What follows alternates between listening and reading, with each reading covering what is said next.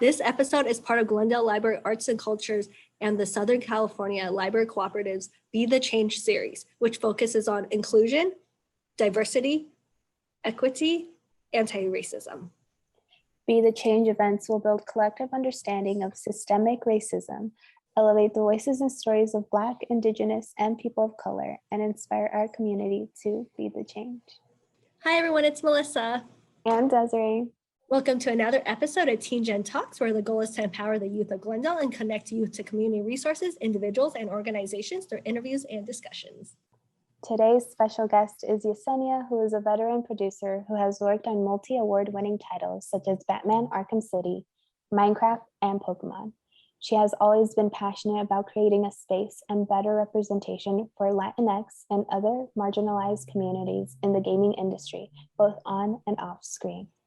She currently works as the lead producer at Brass Line Entertainment, a studio that focuses on creating original universes for Black, Brown, and other marginalized characters, stories, and cultures. Don't forget to follow us on our socials at My Glendale LLC on Facebook and Instagram. Don't forget to also listen to us on Spotify or Apple or wherever you get your podcast from. Don't forget to give us a like and subscribe to our YouTube channel, Glendale Library Arts and Culture, where we post full episodes every Friday at 4:30 p.m. Thank you, Yesenia, for taking the time out of your day to talk with us. We have a lot to discuss. Hey, I'm so excited. Thank you so much for having me. I'm looking forward to all the wonderful questions, and excuse the boxes I have over here. I just recently moved to LA, so I'm still in the process of moving things around. Well, congrats on moving to LA. I hope LA is treating you well. To start out the interview, I want to talk about producing and what exactly about producing drew you into it. Oh man, so I feel like game production is one of those nebulous things where people are constantly like, okay, but what is it that you actually do? No one really understands what a producer does, I feel like, unless you're in the games industry and have experience with that.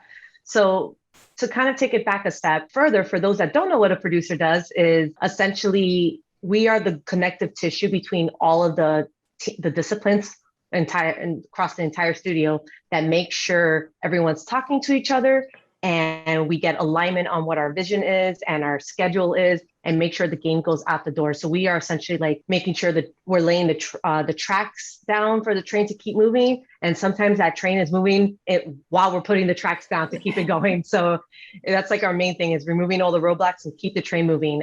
What kind of got me into production was actually, I'll give you a little background of my origin story. So I actually started in QA back in, I want to say 2010. That was my first real game dev job. And I loved problem solving. I loved working with people. I loved working with developers and figuring out process. At that time, I was working on Batman Arkham City. And so I was put in charge of the side quests and combat and all that. And it was really fun to really figure out a process and how to do proper testing, and also mentoring people on how to do testing. And from that, I kind of I asked the open question because I didn't know. I was like, hey, I want to continue doing this, but not really QA, but I want to manage people and help develop the product. But I'm not an animator. I'm not an artist or a coder. So, and then they were like, oh, you can be a producer.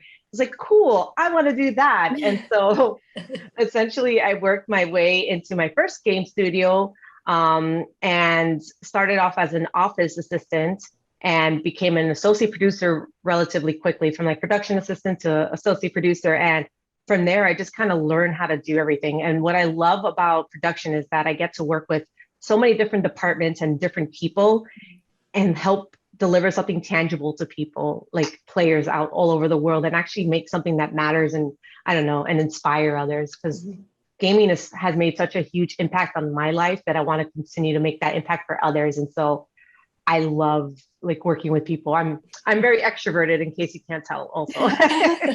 You have worked on multi-award-winning titles such as Batman Arkham City, Minecraft, and Pokemon. How were those experiences for you? Oh man, those have been amazing. So working on Batman Arkham City, as I mentioned, it was QA. So that was a different kind of dynamic where I was in QA, but working with Rocksteady as a developer. And I learned a lot of how games are made. And so I started learning terminology really quickly. And I feel like that QA doesn't get enough credit. And that is such a huge component of making a game successful. I feel like a lot of people, if a game isn't good, they blame QA, but if a game is good, they don't recognize QA at all. So huge kudos to all my QA testers out there. I love you dearly, because without you, we cannot make a game. Working at Pokemon was really awesome. That was the first time for me that I worked across on a different time zone with Rocksteady on Batman, but Pokemon was the first time that I actually was in charge of like a project and working with different stakeholders. So I had to figure out how to talk to our Japanese business partners, work with internal business partners, and across all the different departments that are outside of our game studio. That was a lot of fun because we didn't have something like that up until I started as a producer there. And I really got to develop what the process is for like, okay, this is how I got to start up a new studio, a new team, figure out the process, what it is for our team, and then also figure out how the process across the entire organization with all the other departments ties into our team structure.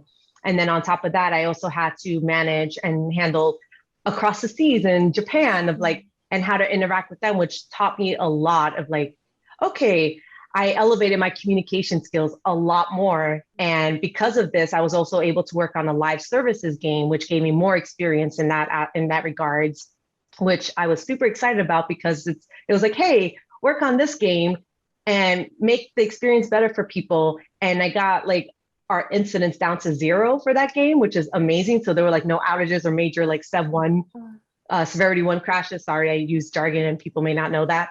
Incidents is when something bad happens on a live game and the game goes down also.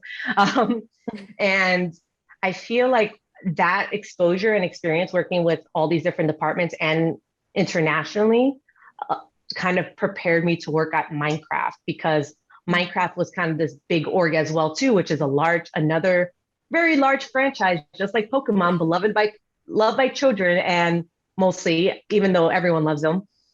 But I already had that experience of working with business partners and working with other internal studios and departments. And so Pokemon kind of helped me in that regards of like, okay, I've done this before, I can totally do it.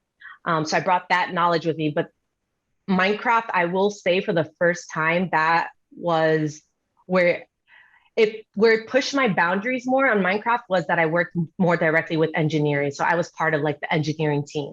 And all of my life, I never found myself as technical. And I think that's a lot of things that women and learn at a very young age as a girl, like, oh, you're not technical enough. You're not going to be X. You're never going to be Y or whatever. And then I think it also impacts more women of color, even at a different level, like all the marginalized groups. So Minecraft essentially, like, oh my gosh, I love my boss that I had there. She's amazing. I still talk to her to this day and she's a great mentor. But she essentially pushed me into like, okay, you're going to be in charge of the engineering team. And I was terrified because I was like, I am not technical. I don't know how to do this. And she really like pushed me. And it's like, oh, I actually can do this. And now I have no fear of doing that, which kind of helped me into like my next career where I'm at right now at Brass Lion Entertainment. You've gone through like Batman, Minecraft, and like we said, they're like multi-award winning titles. Has networking in a way helped you to transition through all of these and get connections and all that? Yeah, I've done a lot of networking, and I know that's really difficult for people who are not as extroverted as me. But networking goes a long way, and it's kind of crappy in a way as well too, that it's about who you know sometimes. And I really am trying to change that in the industry. But yeah, networking goes a long way, going to game conferences, getting to know people, going to like maybe go on Eventbrite or meetups and kind of see what people are talking about and learn from them, because you get to meet a lot of interesting people and getting those connections, especially, I don't know, for me, I've gotten a lot of opportunities via Twitter and LinkedIn. Like those have been my 2 things in terms of like networking and getting job opportunities. So I really, networking helped a lot in terms of like getting that rapport. And also because our industry is so small, having a good reputation goes a really long way as well, because as you build your network, you also start seeing like studios, they're like, oh, I'm interested in that. let me see if I know anyone there. And immediately that helps you get a little bit more notice as well. So I think networking goes really long and that's helped me a lot. The Brass Line is the first time I feel like, I guess Minecraft also in a way. Well, no, Minecraft definitely helped me because I actually knew someone that I used to work with at Minecraft back in the day. And they just happened to, my boss at the time saw that we worked at the same studio and just reached out to them like, hey, can you tell me about Yesenia? And that kind of like helped promote my case. But my current studio, that is the first time I actually had like no actual connections to the place I worked at or no networking. So that was like all of my own, which was both terrifying but very like self-rewarding and empowering. And you've talked about the new studio that you work at. How has that been for you? And, if you could talk a little bit about it. Yeah, so I work at Brass Line Entertainment and I've been working there since end of March. I love the studio so much. First of all, for the first time ever, I'm working at a really diverse game studio, which hasn't happened in the past 11 years I've been in the industry. And for the first time, the white folks are the minority. So it's a studio that focuses on creating stories for brown, Black folks, and marginalized people. That is our main focus and mission statement in terms of the games that we create, as well as the studio and culture that we're creating. And so that's why it's been amazing in that regards, because it's like we're actually walking the talk the walk, maybe one of those two, you get it. And it's just been really good. And I feel like at the studio, I can truly be myself, which has been really nice and refreshing because I feel like as much as I loved all the other studios I worked at, and I don't have really like complaints, it's just more the fact that for the first time, I feel like I can be my authentic self, like 100%. And I don't have to code switch. I don't have to like be a certain way. I don't have to downplay my cultural background or anything like that. Like they accept me for who I am and it's amazing. So it's kind of freeing. Oh, I love that. And we mentioned this to you in the beginning, but we actually got the chance to collaborate with a local Glendale team, Ariga, and they submitted some questions for you. So we're going to be asking some of those questions as well. Oh boy. Okay. Let's see if I can answer them. The first question is, how does seeing the lack of brown, Black, and other minority representation affect you as a producer? As well, does it drive you more to see change? Great question.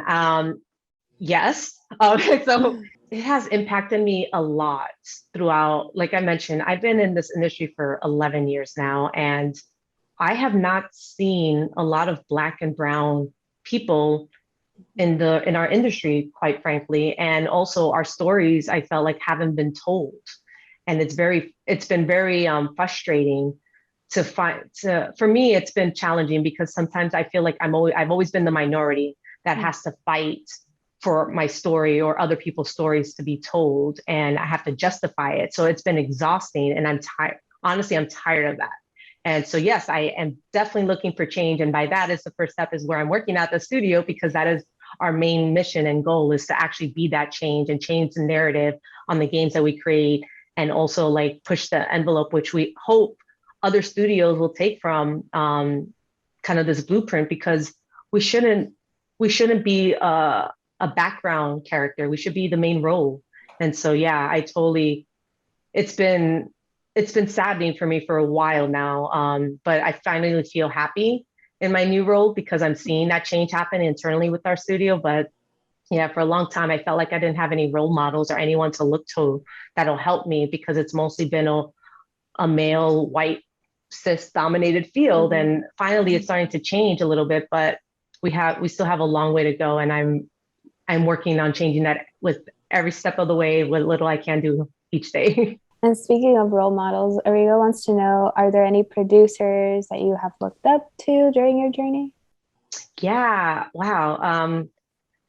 What's interesting is that there are definitely a lot of producers I've looked at in kind of whether good or negative, because the thing is, people have to look at it as, especially in production, is you have to see how people are doing things wrong and also what they're doing well, because they both help out a lot. Like, oh, this person did that. I'm not going to do that because that pissed off a lot of people, or that wasn't a good thing. So most of like my bosses that I've worked at that I really admire. So for example, the producers that I've looked up to is my boss at Pokemon. His name's Bill Petro. And he was great at mentoring me in terms of like taking me out of my comfort zone of like trying to really get me comfortable working with engineers and talking to them, which kind of helped me to Minecraft. And then I have my previous producer, Jessica Zahn, who works on Minecraft.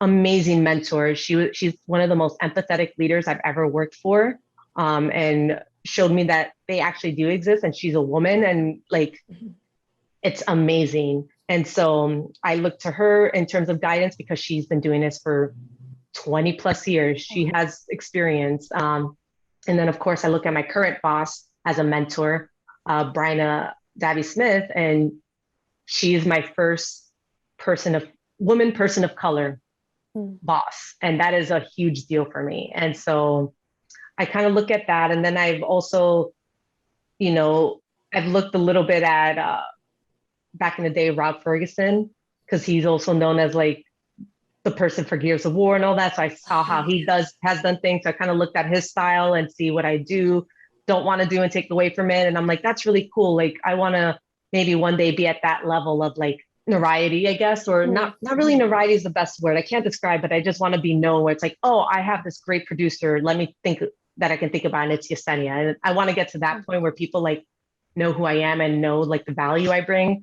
But yeah, those are a few people. And I've also, but at that time with their studio heads, but I've looked at like Kiki Wolfkill as well too, like how she runs things. I also have looked at friends and mentors like Shannon Loftus. She's like a GM at Microsoft, and she's doing amazing things. So I've taken bits and pieces from all these wonderful women in my life that have a slice of what I'm looking for or need guidance on, even though they're not producers. There's also like, if I need production help, I could also go to one of my friends, and she's an executive producer over at Private Division, Carrie Toyama.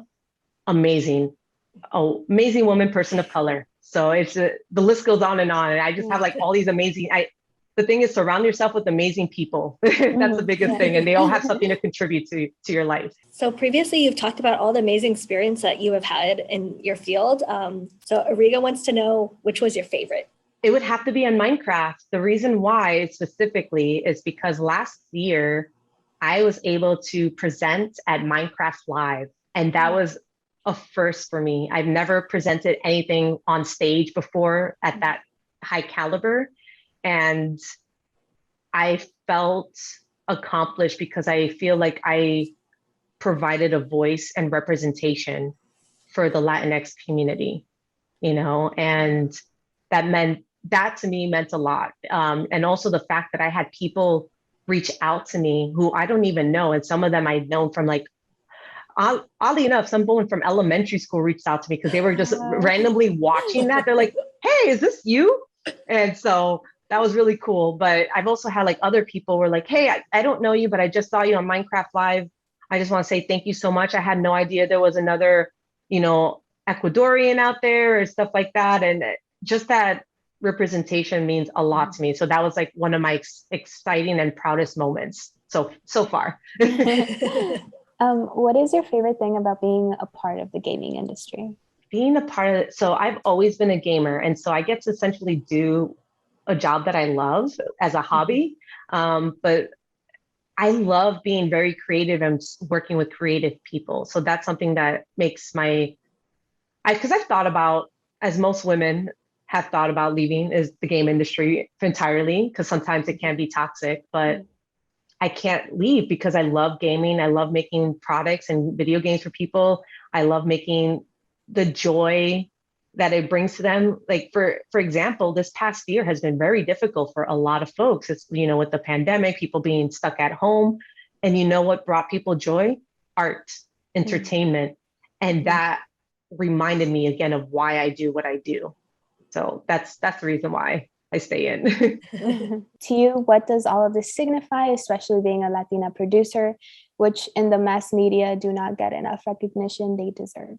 For me, I've had a very difficult time getting into the industry, and my journey in the industry, especially since I've been here that long. I've seen it evolve from women aren't really in the industry, not allowed, not welcome, to they're tolerated. That's the best way I can describe it, because we're a lot better, but we have a long way to go. And for me, what it means to me is that I want to continue. The best way to describe it's like I feel like I've trailblazed and ripped open those doors throughout my past decade and knocked down every wall as I can, because I want to make a clear path for the people behind me so they don't have to struggle like I did. And that's what it means to me. Before we end, we have some rapid fire questions. The first question All right. is your favorite color? Purple. Purple. What is something you have been proud to say you have accomplished? That I moved across the country, dropped out of school to be a doctor because I wanted to follow my dreams into video games. And I moved to Seattle not knowing anyone or having a job lined up. And then now I get to do it.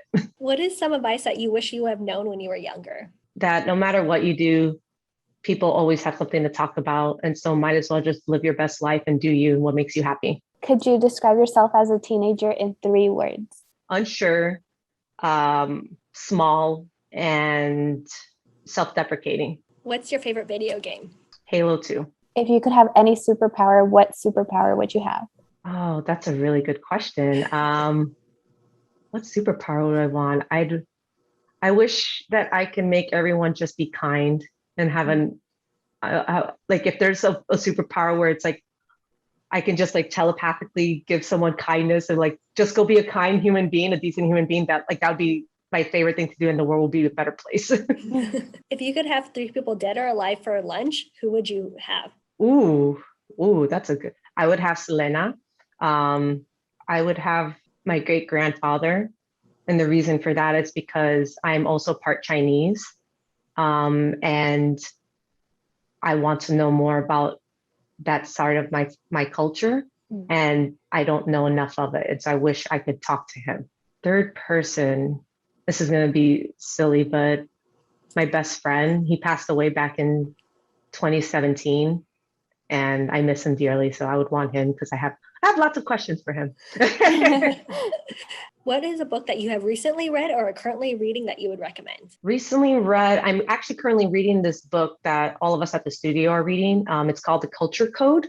And I recommend it because it really talks about how to create a safe environment and inclusive environment for your team, essentially. Like you can bring that into relationships, bring it into your workspace. And it's essentially like, how do you develop a safe and inviting culture for everyone? So I really, really recommend reading that. Well, thank you so much, Yesenia. We learned a lot about you. Thank you for taking your time out of your day to sit down with us and talk. Can you let everyone at home know about any upcoming projects and where they could connect with you? First off, thank you so much. I love the amazing questions that I got. I can't talk to you about the projects, but soon we'll announce something, but it's going to be really cool. All I can say is that it's a third-person action RPG game with anime aesthetics. Oh. That is all I can say about the project. But people can find me on Twitter at Miss Yesenia C, MS Yesenia, last initial C, on Twitter and on the social medias that way. And then you could also find me on LinkedIn, Yesenia Cisneros.